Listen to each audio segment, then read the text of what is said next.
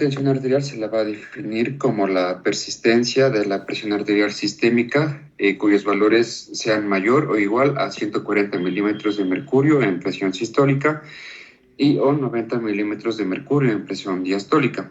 Es importante tener en cuenta que para el diagnóstico puede bastar una presión mayor a 140 y puede ir junta o no a una presión mayor de 90 milímetros de mercurio. También es importante mencionar que estos valores son para todas las edades a partir de los 16 años de edad medida en consulta, y también debe confirmarse con mediciones repetidas de la presión arterial en varias ocasiones con el fin de confirmar el diagnóstico. Asimismo, también la mayoría de los pacientes van a presentar una hipertensión arterial esencial o primaria que va a tener una etiología genética y ambiental multifactorial. Y un pequeño porcentaje va a presentar una hipertensión secundaria que va a ser consecuencia de otras afecciones. Siguiente, por favor. Listo. En cuanto a la fisiología de la presión arterial normal, tenemos que va a involucrar a 3 niveles de organización, entre los cuales es importante mencionar el nivel anatómico, el nivel molecular y el nivel genético. En cuanto al nivel anatómico, va a estar integrado por varios órganos, como son el corazón, el riñón, el hígado, los pulmones, las glándulas suprarrenales y los vasos sanguíneos. Y todos estos van a estar con la coordinación del sistema nervioso autónomo. Referente al nivel molecular, va a estar conformado por grupos de moléculas y también de algunos iones, entre los que podemos encontrar proteínas, lípidos, radicales libres, cationes y aniones. Y en cuanto al nivel genético, vamos a encontrar, va a estar conformado por los genes que van a codificar las moléculas, como son los genes que codifican a la arenina, el angiotensinógeno, la enzima convertidora de angiotensina y demás. Siguiente, por favor. También vamos a mencionar acerca de los mecanismos de control de la presión arterial sistémica. Empezaremos mencionando una pequeña definición de lo que es la presión arterial. Se la define como la fuerza que ejerce la sangre en contra de cualquier unidad de área de la pared del vaso. Se representa por la ecuación presión arterial es igual a gasto cardíaco por resistencia periférica. De esta fórmula se puede deducir que la presión arterial sistémica es el producto de la multiplicación del gasto cardíaco por la resistencia vascular periférica. En cuanto a los mecanismos, vamos a encontrar 3 diferentes mecanismos que se los ha clasificado de acuerdo a su mecanismo a su rapidez en cuanto a la acción. Tenemos los mecanismos rápidos, intermedios y lentos. Siguiente, por favor. En cuanto a los mecanismos rápidos, vamos a tener va a estar conformado por 2 subgrupos, los mecanismos nerviosos y los mecanismos químicos. Siguiente, por favor. En cuanto al mecanismo nervioso, va a estar conformado por 4 diferentes componentes. Tenemos la vía aferente, el centro integrador, la vía eferente y el sistema efector. La vía aferente va a estar conformada por los varioreceptores que se encuentran localizados tanto en el seno carotidio, el callado aórtico, la arteria pulmonar y también la aurícula izquierda. Estos, de acuerdo a las diferentes presiones, se los va a denominar receptores de alta presión y de baja presión. También tenemos que los impulsos nerviosos que van a partir del seno carotidio van a viajar a través del nervio de Hering, que es una rama del glosofaringio, y se va a dirigir hasta el bulbo raquídeo, en donde se va a encontrar el centro vasomotor. De la misma manera, los impulsos que se van a encontrar, que se van a originar de los varioreceptores aórticos, van a viajar a través del nervio vago y se van a dirigir al mismo centro vasomotor. Hablando del centro integrador, tenemos que se va a localizar tanto en el bulbo raquídeo como en el tercio inferior de la protuberancia, y se van a identificar 3 zonas importantes, que es el área vasodilatadora, vasoconstrictora y el área sensitiva. Pásale, por favor. En cuanto a la vía eferente, esta va a estar conformada por fibras nerviosas de las neuronas simpáticas, cuyo neurotransmisor va a ser la noradrenalina, y las fibras parasimpáticas, cuyo neurotransmisor va a ser la acetilcolina. Y como último componente tenemos el sistema efector, que va a estar conformado fundamentalmente por órganos, como son el corazón, el riñón y los vasos sanguíneos. Debemos tomar muy en cuenta que estos mecanismos de control siempre van a funcionar a la alza y a la baja de la presión. De este modo, cuando va a existir un aumento de la presión arterial, los vasoreceptores van a aumentar su capacidad de respuesta desde los 60 milímetros de mercurio y con una máxima respuesta alrededor de 180 milímetros de mercurio. Estos impulsos que se generan van a inhibir al centro vasoconstrictor y van a excitar al centro vasodilatador, con la consecuencia de tener una vasodilatación arteriolar, descenso de la frecuencia cardíaca, descenso de la contracción cardíaca y un aumento en la eliminación de líquidos. Y del modo inverso, cuando existe un descenso de la presión arterial, estos vasoreceptores van a suprimir su actividad cuando la presión va a estar alrededor de 60 hasta 60 milímetros de mercurio, lo que va a producir un aumento de la actividad de las neuronas del centro vasoconstrictor y va a inhibir las neuronas del centro vasodilatador. Esto va a producir un aumento del bombeo cardíaco, va a producir vasoconstricción, aumento de la presión arterial y disminución de la diuresis.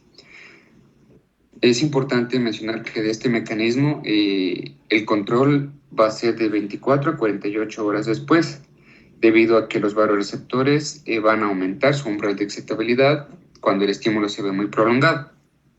Siguiente, por favor. También vamos a ver acerca de los mecanismos químicos como el segundo subgrupo. Este va a estar compuesto fundamentalmente por iones como es el sodio, el potasio, el magnesio y el calcio. En cuanto al sodio, este va a mantener el volumen del líquido extracelular y el líquido osmótico. Para hacer esta función, el riñón debe controlar de manera muy eficiente y con unos límites muy estrechos para mantener estas concentraciones normales. Es así que la reabsorción del sodio va a permitir regular el líquido extracelular y se va a producir una reabsorción del 60 al 70% del sodio en el túbulo proximal de la nefrona. De este modo, cuando va a existir un aumento del volumen del líquido extracelular, la excreción del sodio aumenta y por el contrario. Hablando acerca del potasio, tenemos que es importante porque la ingesta del potasio cumple un papel modulador en la presión sanguínea, debido a su efecto indirecto sobre la excreción del sodio y sobre un efecto directo sobre el tono del músculo lisovascular. En cuanto al calcio, este tiene un papel importante en el control de la presión sanguínea porque interviene en el proceso de la contracción tanto del músculo cardíaco como del músculo lisovascular, lo cual siempre va a permitir modificar las cifras de presión arterial. Y como último elemento tenemos el magnesio, que este es fundamental porque tiene una capacidad hipotensora por el bloqueo de los canales de calcio, lo cual va a producir una relajación del músculo lisovascular. Siguiente, por favor. En cuanto a los mecanismos intermedios, vamos a tener que va a estar compuesto por dos subgrupos, los mecanismos físicos y hormonales. Siguiente. En cuanto a los mecanismos físicos, tenemos que este va a estar compuesto por dos partes, la desviación del líquido intravascular y el estiramiento y relajación del vaso. Hablando acerca de la desviación del líquido intravascular, un aumento de la presión arterial sistémica va a forzar la salida del líquido del interior del vaso hacia el espacio intersticial y esto va a reducir el aumento de la presión arterial. Y en una situación inversa, al bajar la presión sanguínea, el líquido intersticial es regresado mediante ósmosis hacia el espacio intravascular. Y hablando acerca del estiramiento y la relajación, la elevación de la presión intravascular va a causar un estiramiento de las paredes del vaso y, como consecuencia de esto, una relajación de las fibras musculares lisas, lo que va a permitir acoplarse al volumen sanguíneo. Siguiente. Hablando acerca de los mecanismos hormonales, es necesario tomar en cuenta que es uno de los más complejos. Vamos a empezar con el sistema renina-angiotensina-aldosterona. Como sabemos, la renina va a ser sintetizada por las células del aparato yuxtaglomerular. Su excreción va a ser controlada por medio de dos vías, una vía intrarrenal y una vía extrarrenal. La vía intrarrenal de la regulación de la excreción de la renina va a ser mediante la mácula densa, que va a operar de acuerdo al flujo de cloruro de sodio en los túbulos. El aumento del flujo de este compuesto va a inhibir la liberación de la renina y su disminución la va a estimular. La vía intrarrenal del vasoreceptor funciona de acuerdo a los cambios de la presión sanguínea de los vasos preglomerulares.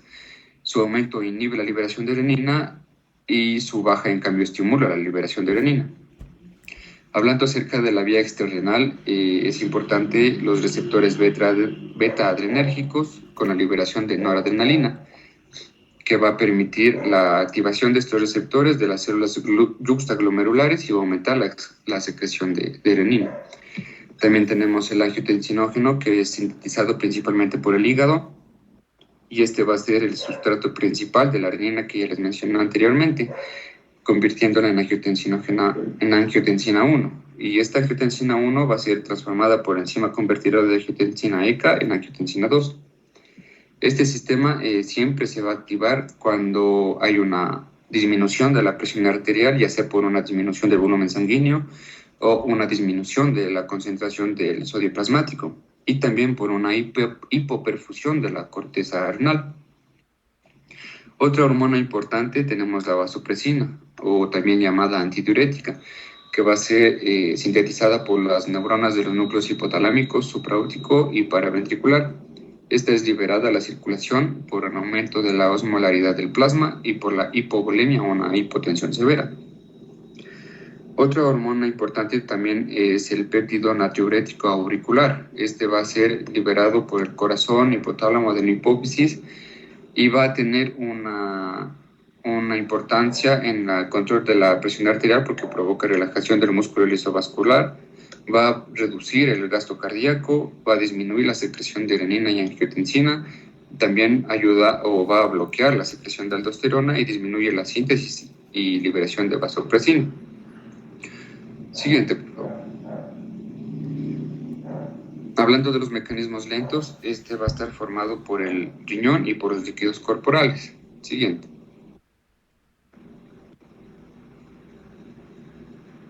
Como ya les mencioné, va a estar formado por el riñón y los líquidos corporales, de modo que la acción de estos dos mecanismos viene dado o se va a producir varias horas después de que se produzca el desequilibrio de la presión arterial, pero asimismo se considera que la duración de este mecanismo es prácticamente ilimitado y por lo que se convierte o se lo considera como el sistema de control más eficiente que existe a largo plazo de la presión arterial. Como sabemos, el riñón mantiene la presión arterial sistémica por dos mecanismos básicos, como son la filtración y la reabsorción de líquidos y solutos.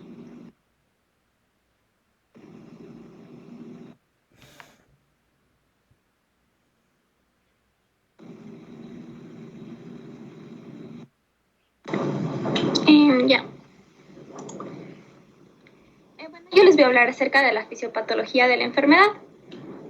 Primero vamos a empezar diciendo que la fisiopatología de esta enfermedad es difícil de definir, ya que se considera un proceso idiopático, es decir, que cuenta con varias causas posibles conocidas. Entonces, se considera que para que se desarrolle la hipertensión arterial tiene que haber un conjunto de desencadenantes, ya que asimismo casi siempre está acompañada de otras enfermedades.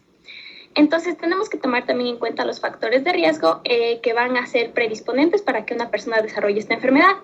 Entre los factores de riesgo tenemos a los no modificables y los modificables. Bueno, en los no modificables tenemos la edad, por ejemplo, ya que se ha demostrado que la hipertensión arterial tiene mayor incidencia en individuos con más de 70 años. También tenemos el factor genético, debido a que es más probable que un individuo padezca esta enfermedad si alguien de su familia padece de igual manera lo mismo. También en cuanto a lo que es el sexo y la etnia, tenemos que casi la prevalencia de hipertensión es semejante entre hombres y mujeres. Sin embargo, es más elevada en los hombres hasta los 50 años. Y en cuanto a las etnias, tenemos que la hipertensión arterial es 2 veces más predominante en individuos de raza negra. Ya, en cuanto a los factores de riesgo modificables, tenemos, por ejemplo, el peso, ya que el peso está relacionado con diferentes enfermedades, tanto metabólicas u otras enfermedades cardíacas, y como ya mencioné, la hipertensión arterial se acompaña de alguna de ellas. También una persona que tenga aumento de peso significa que está también ingiriendo una dieta alta en calorías y también que es una dieta alta en colesterol. Y esto va a contribuir a que el colesterol se adhiera a las paredes de los vasos sanguíneos y, como sabemos, se formen placas de ateroma, lo que nosotros conocemos como arteriosclerosis, lo que va a provocar que las arterias se estrechen y se aumente la presión arterial. En cuanto a vicios como el tabaco y el alcohol, por ejemplo, la nicotina y también los productos relacionados al tabaco generan que las arterias se vuelvan más rígidas con el tiempo. Asimismo, el sedentarismo y la ingesta de sodio son factores de riesgo. La ingesta de sodio, sobre todo en las épocas actuales, que las personas tienden a tener una dieta alta en sal, esto va a provocar que haya una retención de líquidos, lo cual va a aumentar la volemia, el gasto cardíaco y por ende la tensión arterial. Ahora hablando en sí de la fisiopatología, podemos hablar dentro de varias partes. Vamos a empezar con el sistema nervioso simpático, que igual ya les explicó un poco mi compañero, la parte normal. Bueno, recordando que el sistema nervioso simpático, a través de su neurotransmisor principal, el cual es la noradrenalina, va a tener diferentes efectos en diferentes órganos y tejidos. Entonces, por ejemplo, en el corazón va a aumentar la frecuencia cardíaca, también va a aumentar la fuerza de contracción, dando como resultado que aumente el volumen sistólico. Esto también va a derivar en que aumente el gasto cardíaco y la presión arterial. Bueno, este neurotransmisor no solo actúa sobre el corazón, sino también va a actuar sobre los vasos sanguíneos y va a provocar un aumento de la resistencia vascular y por consiguiente de la presión arterial. También nos decía que este sistema nervioso simpático va a ser capaz de estimular a la médula suprarrenal y esto va a favorecer la secreción de diferentes catecolaminas, como lo es la misma noradrenalina y la adrenalina. Y esto va a tener diferentes impactos en los vasos sanguíneos y en el corazón. Entonces, así podemos afirmar que es un hecho que una anormal hiperactividad simpática del sistema nervioso simpático va a generar hipertensión arterial. Entonces, también debemos recordar que este sistema va a estar modulado por quimiorreceptores y varoreceptores, principalmente por los varoreceptores, que como recordarán, se van a ubicar en la bifurcación de la arteria carótida y en el arco aórtico. Ya, entonces se supone que normalmente cuando estos varoreceptores detectan un aumento de la presión arterial, van a aumentar la señalización hacia el núcleo del tracto solitario, que es este de aquí. Entonces, lo que va a pasar es que se va a activar el sistema nervioso central, la vía parasimpática. Esto se da buscando reducir la actividad simpática, es decir, contrarrestarla. Sin embargo, ¿qué pasa en los pacientes que tienen hipertensión? Estos varoreceptores van a estar fallando, entonces no van a tener la capacidad de modular ni de detener esta actividad que se produjo en el sistema nervioso simpático. Ya. Algo que también que debemos recordar es que en los pacientes hipertensos, o sea, las personas normalmente tenemos un umbral, ¿cierto? Es decir, que cuando alcanzamos cierto nivel de tensión arterial, se van a activar, se van a poner en marcha los mecanismos que controlan esta presión arterial. Entonces, lo que sucede en los pacientes hipertensos es que tienen este umbral demasiado alto. Entonces, aunque su presión esté elevada, sus vasoreceptores no lo detectan como tal, entonces no se pone en marcha ningún método para contrarrestar esto. Ya, entonces podemos decir que este desequilibrio que se da entre el sistema nervioso simpático y el parasimpático, es decir, que el parasimpático no puede frenarlo, está asociado con diferentes anormalidades, tanto metabólicas, tróficas, hemodinámicas. También nos decía que las evidencias señalan que los incrementos en la frecuencia cardíaca se originan principalmente por la reducción en el tono parasimpático. Ya, también debemos recordar que esta actividad del sistema nervioso simpático va a ser detectada por los quimiorreceptores que se encuentran en las células yuxtaglomerulares del riñón. Entonces, estos a su vez se van a comunicar otra vez con el sistema nervioso central por las vías aferentes y van a aumentar este sistema nervioso simpático. ¿Y qué va a pasar? Se va a generar una hipertrofia ventricular izquierda. Esto se va a dar porque el ventrículo izquierdo como ya está enviando demasiada sangre, por lo que está aumentada la volemia, se va a producir esta hipertrofia de sus células musculares para favorecer la demanda de oxígeno que está necesitando. Sin embargo, esta demanda de oxígeno y esta hipertrofia también puede generar arritmias cardíacas. Ya, otra cosa que también es importante recordar es que esta actividad simpática descontrolada también va a favorecer a la activación de los linfocitos T.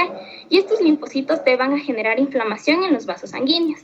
Y al generar inflamación en los vasos sanguíneos a través de especies reactivas de oxígeno y otros mecanismos, van a favorecer a la aterosclerosis.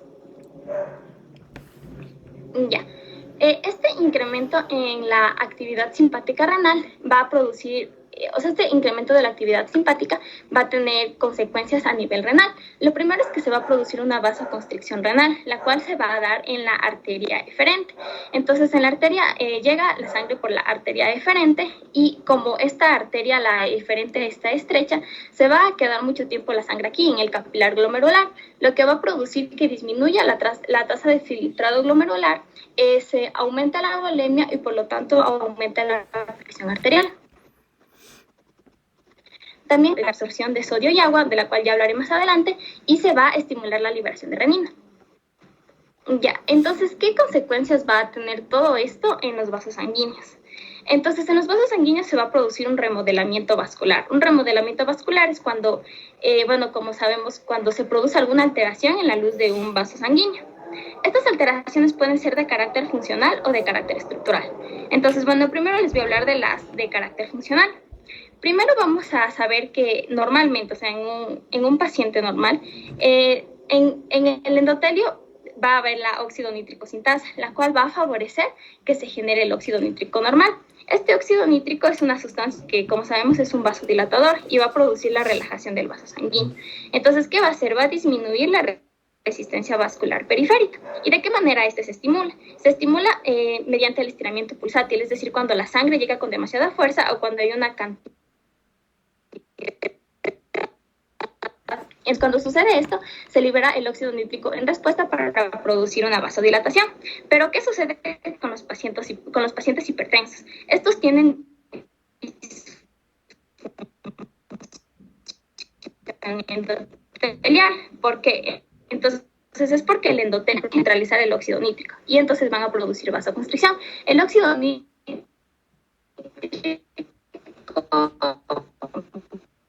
para disminuir. La angiotensina 2 se va a unir a sus receptores de angiotensina 1.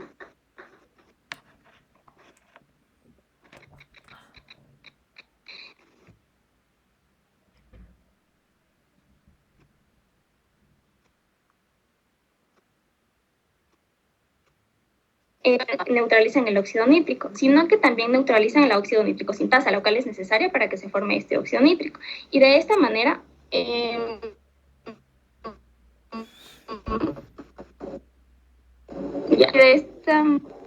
disculpen si se me escucha. Se te está entrecortando, Janita. Ay, debe ser mi conexión a internet.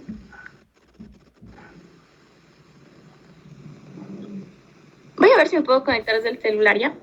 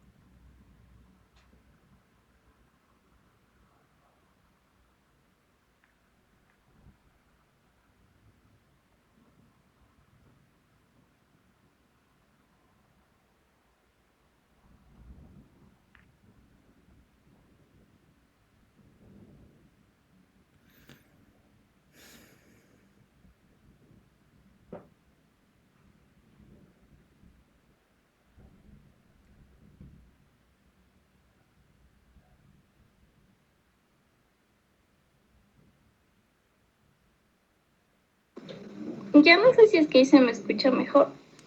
Sí, ahí estás mejor. Ay, gracias, Kevin. Ya, bueno, entonces les voy a seguir explicando desde la disfunción endotelial, ¿ya? Bueno, entonces les decía que esta disfunción endotelial se va a dar principalmente porque en los pacientes hipertensos van a empezar a liberar, el endotelio va a empezar a liberar radicales libres y estos tienen la capacidad de neutralizar el óxido nítrico, así como la enzima que lo produce, el óxido nítrico sintasa. Entonces les decía que la angiotensina 2 lo hace uniéndose a sus receptores AT1, los cuales están en el endotelio vascular. Y estos van a estimular a la NADPH oxidasa, la cual va a estimular que se produzcan demasiados radicales libres y van a neutralizar el óxido nítrico. Ya. También debemos recordar que estas especies de radicales libres no solo contribuyen a que disminuya el óxido nítrico, sino que también van a producir inflamación y también van a producir daño endotelial. Y esto va a favorecer la formación de placas ateroscleróticas, como ya les había comentado. Ya. También conforme avanza la edad, la presión sistólica aumenta. Esto es otra consecuencia de la pérdida de la elasticidad, que es parte de las arterias de mayor calibre. Y otro factor que contribuye a la remodelación de los vasos sanguíneos es, como ya les había mencionado, la aterosclerosis. Entonces, estas son las alteraciones de los vasos sanguíneos de carácter estructural. Esta aterosclerosis va a terminar en la calcificación y va a producir la obstrucción del vaso sanguíneo. Se produce del mismo modo la hipertrofia de las células musculares lisas y la destrucción de las fibras elásticas ubicadas en la capa media. Pásale.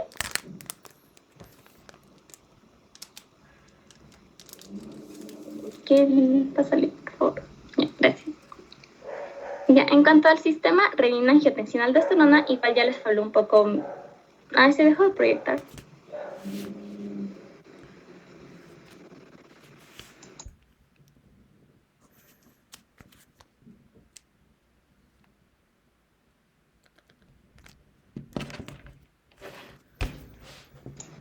Ya, gracias. Y en cuanto al sistema renina-angiotensina-aldosterona, mi compañero ya les habló de su funcionamiento normal. Entonces, como ya les había mencionado, esto comienza cuando las células yuxtaglomerulares, que funcionan como quimiorreceptores, van a recibir señales del sistema nervioso simpático. Entonces, como ven en la imagen, ahí está enumerado por pasitos.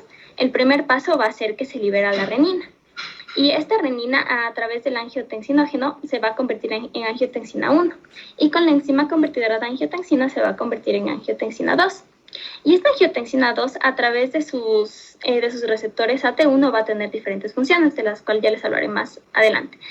Sin embargo, generalmente, para hablar de manera general, va a tener una función a nivel central, ya que va a aumentar las señales del sistema nervioso simpático. Y también va a aumentar la liberación de la hormona ADH, es decir, la conocida como vasopresina o antidiurética. Y esto lo que va a hacer es favorecer la expresión de acuaporinas en los túbulos renales. Y esto va a hacer que aumente la reabsorción de agua y de sodio, y por lo tanto, al aumentar esta reabsorción de agua se va a producir un nivel alto de volemia, lo que va a producir un aumento en el gasto cardíaco y en la presión arterial. ¿Pásale?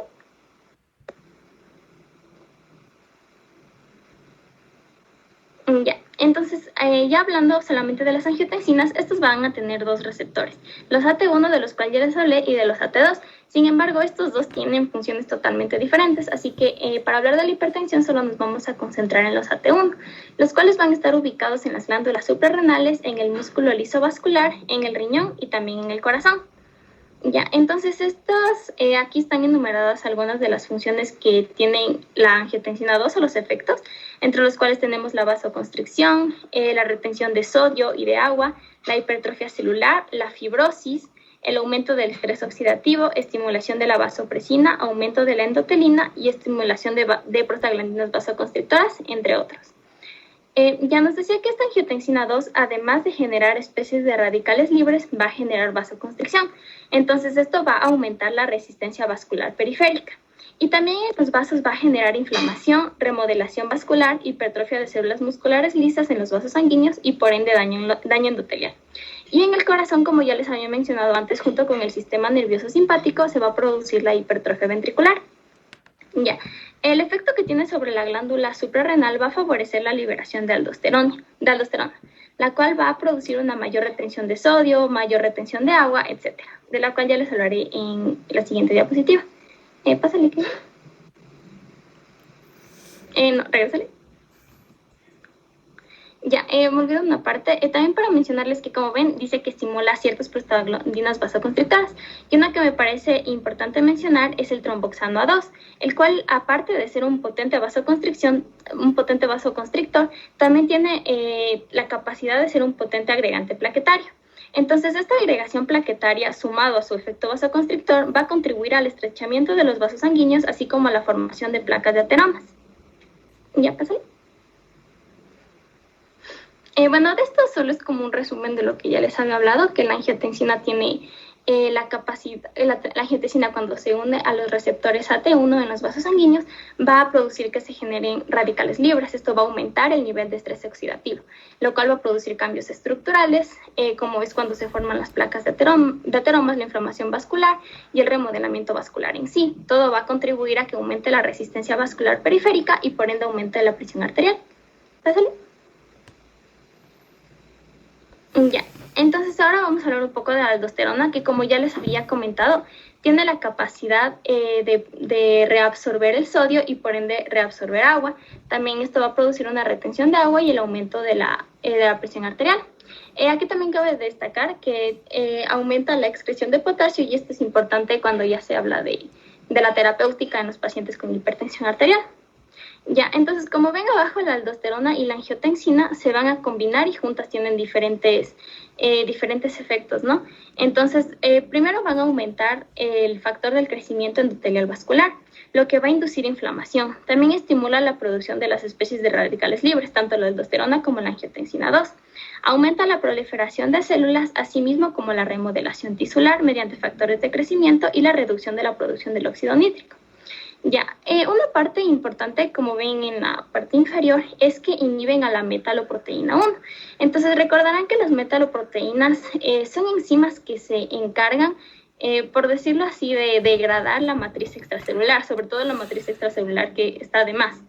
Entonces, la metaloproteína 1 sobre todo se encarga de degradar las fibras de colágeno tipo 3. Entonces, lo que hace la aldosterona y la angiotensina 2 a largo plazo cuando inhiben esta metaloproteína es producir una fibrosis miocárdica, la cual es característica por el depósito exagerado de fibras de colágeno. Entonces, si está inhibida la metaloproteína, no se va a poder degradar este colágeno y se puede producir fibrosis miocárdica. ¿Pásale? Ya, y por último, para hablar de las categorías de la presión arterial en adultos, debemos saber que hay diferentes categorías. Por ejemplo, hay de las guías americanas y hay de las guías europeas. Entonces, primero, de esta que es una guía americana, que es el Comité Nacional Articular para la Prevención, la Detección, la Evaluación y el Tratamiento de la Hipertensión Arterial, abreviado como JNS por sus siglas en inglés. Entonces hay la versión 7 y la 8. Entonces en esta, que es la 7, tenemos que la clasifica como normal, prehipertensión, estadio 1 y estadio 2, la cual es muy diferente a la versión europea, que tiene muchas más clasificaciones que ya les voy a mostrar a continuación.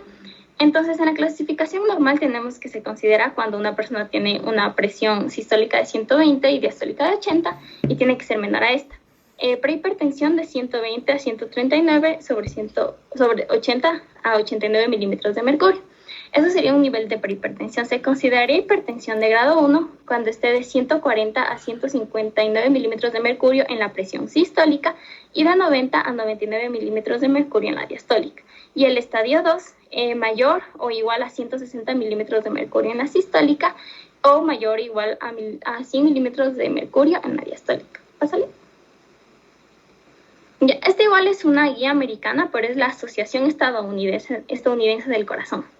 Entonces aquí, como ven, igual tiene un nivel normal, elevado, pero no tiene la fase, la elevado podríamos compararle con la anterior, que era la fase de prehipertensión. Pues regresarle, Kevin. Ya, entonces como si ven en la fase de hipertensión igual está desde 120 a 80 y pasar a la siguiente. Ya, esta igual está a menor de 80. Entonces, como ambas son americanas, tienen ciertas variaciones, pero el elevado podríamos considerarle como la fase de prehipertensión. Igual vemos que la hipertensión lo divide en dos niveles, en el nivel 1 y en la etapa 2. El nivel 1 cuando en la presión sistólica haya de 130 a 139 milímetros de mercurio y en la diastólica de 80 a 89 milímetros de mercurio. Y en la etapa 2 cuando la presión sistólica sea mayor o igual a 140 milímetros de mercurio y la diastólica mayor o igual a 90 milímetros de mercurio. Pásale. Ya esta es en cambio la clasificación según la guía europea, según la Sociedad Europea de Cardiología. Ya bueno, aquí como les había mencionado, tienen muchas más clasificaciones. Entonces tenemos la óptima que la consideran de menor a 120 y menor a 80 en la sistólica y la diastólica. La normal igual es parecida a las anteriores, aunque en realidad en las anteriores no sé si se fijaron que la normal lo ponían desde 120, en cambio aquí dicen que óptima es desde menor a 120. Entonces la normal la consideran desde 120 a 129 milímetros de mercurio en la sistólica y de 80 a 84 milímetros de mercurio en la diastólica. Aquí pueden ver las diferentes clasificaciones, de normal a alta, igual tienen hipertensión de grado 1, hipertensión de grado 2, y la que no tenían las demás era hipertensión arterial de grado 3, la cual la consideran desde mayor o igual a 180 milímetros de mercurio en la sistólica y en la diastólica de 110 milímetros de mercurio para arriba. Y también se presentaba una hipertensión arterial sistólica aislada, que es la que está en la última fila. Pásale, ¿qué? Ya, y por último, este era del Comité Nacional Articular para la Prevención, la Detección y la Evaluación y el Tratamiento de la Hipertensión Arterial, la JNC. Bueno, aquí por eso me confundí en el título, no es la Asociación Estadounidense del Corazón, aquí era la JNC8. Bueno, mi error. Bueno, aquí en realidad no es una clasificación, sino que más nos decía lo de las últimas guías, cuáles son los niveles exactos en el cual sería óptimo empezar una terapia farmacológica antihipertensiva y cuáles son las cifras meta de la presión arterial. Entonces, como pueden ver en la población general, que es mayor o igual a 60 años, dice que si es que ya tienen una presión de 150/90, sería óptimo empezar la terapia antihipertensiva, y el objetivo es lo contrario, ¿no? Llegar a disminuir de 150/90. En la población general, que son menor a 60 años, que sería casi la de nosotros, el inicio de la terapia farmacológica sería cuando tengamos una presión diastólica mayor o igual a 90 milímetros de mercurio y la sistólica que está en la fila de abajo mayor o igual de 140 milímetros de mercurio. Y asimismo, igual que en la anterior, el objetivo o la meta que se quiere llegar es que sea menos de estos valores. Y por último, la población general que sea mayor o igual a 18 años con enfermedad renal crónica y con enfermedad de diabetes. En ambas se considera que es óptimo empezar la terapia farmacológica cuando la presión arterial sea de 140/90 o mayor. Y el objetivo es llegar a disminuir estas cifras. ¿Pásale? Estas son las referencias bibliográficas y ya. Gracias.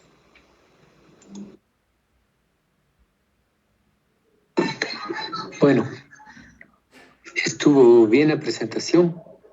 Hay que revisar alguna cosa sobre el octavo comité, que a mí se me hace que la última diapositiva que presentaste como que fuera de la AJA es el octavo comité. Sí, doctor, disculpe, sí les mencioné que fue un error mío, era el AJNC8, sí, era el octavo comité. Me confundí. Sí, para que quede eso bien arreglado, ese es el octavo comité, porque las guías AJA tienen otra clasificación. ¿De acuerdo? Es lo único.